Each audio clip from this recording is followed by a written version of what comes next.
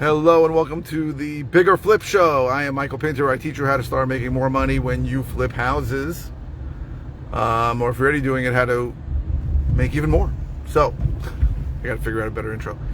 Okay, so I'm going to talk about the most important room in the house and how you have to think about it when you do a flip. And that room, obviously, is the kitchen. Now, first let's talk about why. Why is the kitchen so important?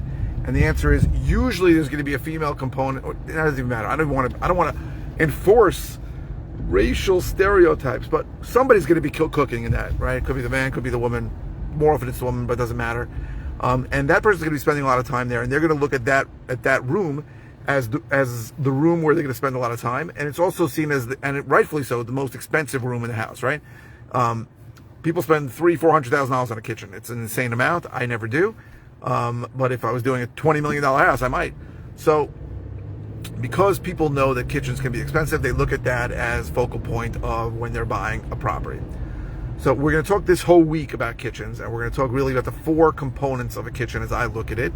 And they are in order of least importance to most importance.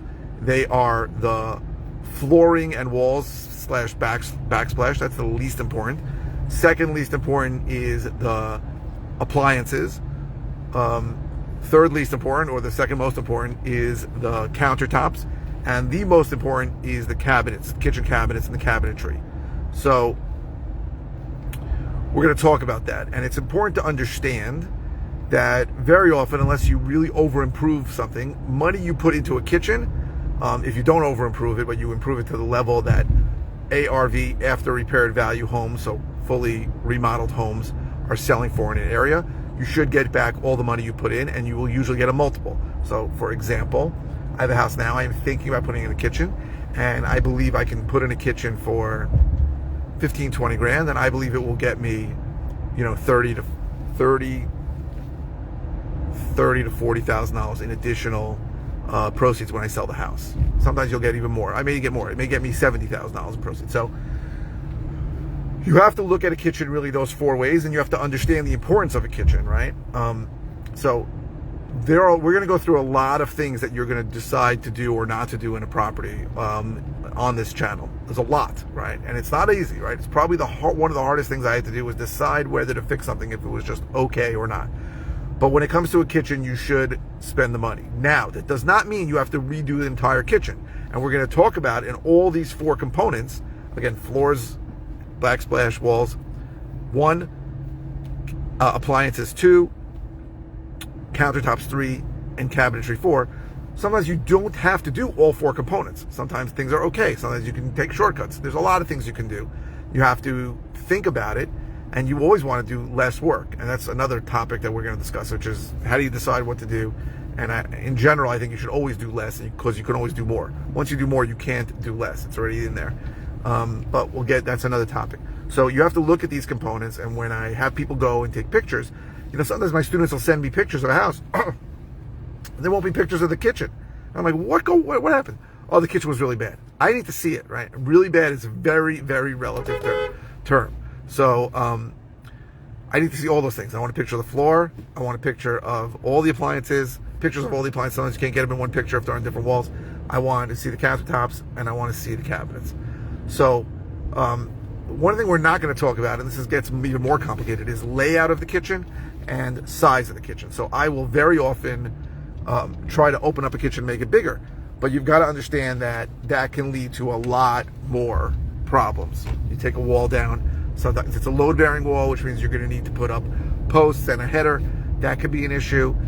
Sometimes you're going to need permits for something like that. So in general, you want to keep the size and layout of the kitchen similar or exactly the same. Also, there are some places where if you move a sink, then you need a plumbing permit. But if you keep the sink in the same place, if it's a direct replacement, you don't. Every municipality is different. There's no way to answer that question every time. But in general, you want to do less work. And you want to get a kitchen that looks nice, right? Doesn't have to be the greatest kitchen, and very often you have to be careful to separate what you would want from what the average buyer would want. Most buyers are going to want a kitchen that's nice. That means cabinets that look good, countertops that are quartz or granite or marble. Well, I would avoid marble. Quartz or granite. Appliances that are stainless steel and new. and floors that are tile, right? And maybe backsplash that's tile. But all those things are relative, right? There's tile that costs $100 a square foot. There's tile that costs $1 a square foot. So we're going to go through all those things over the next couple of days. Tomorrow we're going to talk about flooring and backsplash, what you should look for, what to do with it. I wish I could sort of give it pictures, but we're going to avoid that for now. But the kitchen is the most important room in the house. First thing you should look at, first thing you should start thinking about, budgeting for. Very important to understand. You cannot underestimate the value of a kitchen. Doesn't mean you need to redo the kitchen every time, as we're going to talk about this week. But it's important, and don't think it's not important. So I know people that come to me and they go, I eat out all the time. I don't care about the kitchen.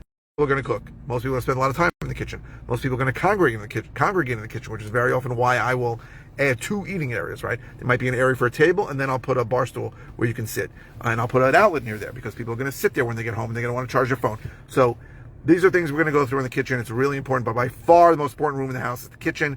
Do not overlook the kitchen. Always take pictures, multiple pictures of a kitchen when you are taking pictures of a house, and get a good feel for what you need to spend. And we're going to talk about people. I have kitchen providers, and through the next few days, I might even put their information in there, and we'll talk about it over the week. But I think it's really, really important to understand how kitchens work, what you may do, what you may not have to do, and why it's so important. So I hope this is helpful. If you're interested in all the ways I can help you, go to biggerflips.com.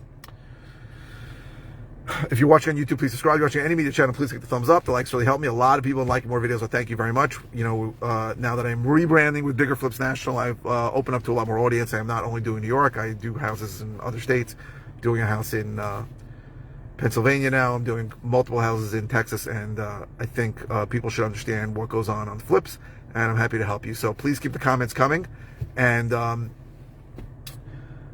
you can ask any question. It does not have to be. Your question does not have to have anything to do with the video you're watching. I'm happy to answer. If it's a simple answer, I'll just reply with an answer. If it's something that I covered recently, I'll send you a link to a video. If it's something that I haven't covered in a while or something I've never covered, I will do a brand new video on it. So thank you very, very much for watching.